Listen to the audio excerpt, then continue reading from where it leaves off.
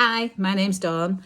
I first attended mental health first aid training in 2012-ish, I think, and then Safe Talk, Suicide Alertness for Everyone, in 2013, and very quickly became a trainer in delivering essentially all of the world-leading evidence-based certified training courses around first responding, around wellbeing, mental health and suicide. I kind of specialised about 9 years ago, I think, in suicide prevention and intervention training in particular, although I'm still really passionate about everything to do with wellbeing overall. Being a participant on those courses changed me, like in a million ways.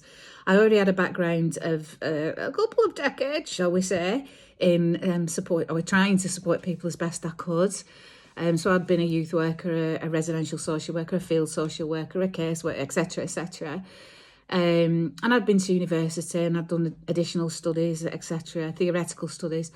But the practical skills that those courses, like mental health first aid, Safe Talk, suicide first aid, and definitely Assist, I think in particular Assist for me, and other things like Connect 5, really gave me the confidence to know that I didn't need to worry too much about potentially saying the wrong thing or if you like, making things worse, which I'd always been really, really concerned about doing. Because we don't want to make things worse, do we? Especially when people are, really struggling.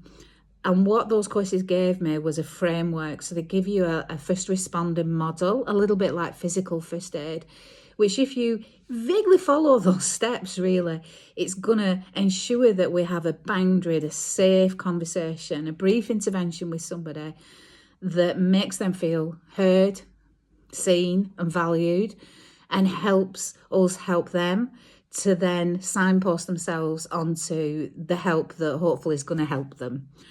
And that's it. It's about human to human. And it really, really taught me that most of it's about kindness and compassion and honesty, and that we are not responsible for everybody forever.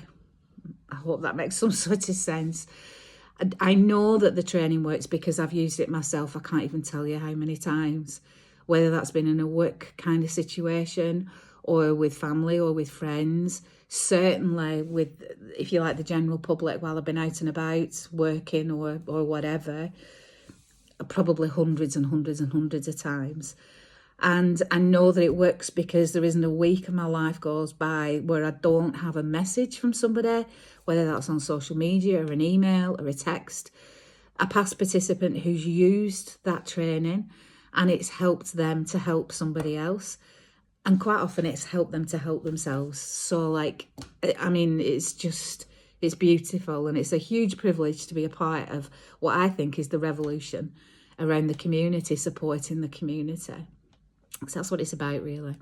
Well, World Mental Health Day is important. World Suicide Prevention Day is incredibly important because those events help to raise awareness and they also help to smash stigma.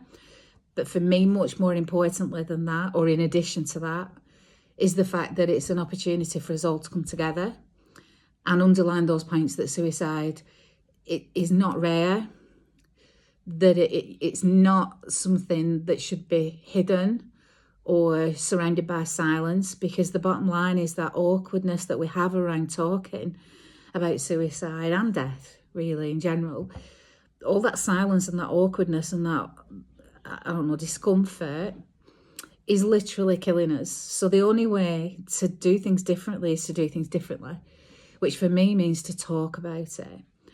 And what I'd say to anybody out there who's been affected by suicide in any way, whether that's themselves with their own thoughts or previous behaviours, or it's that you're around somebody who's struggling with suicide, or that you've lost somebody to suicide, it's the same kind of thing behind all of that for me. It's about talking.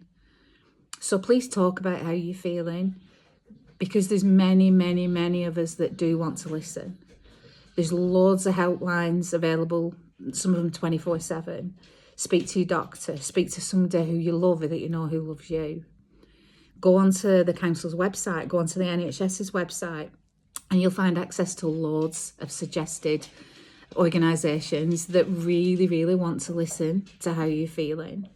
And there's also a free app that you can download if you have a smartphone called the Hub of Hope, which is essentially like a national kind of oracle of loads of different things, from statutory organisations and the NHS kind of stuff, right the way through to local knit and natter groups or men's peer support groups, etc.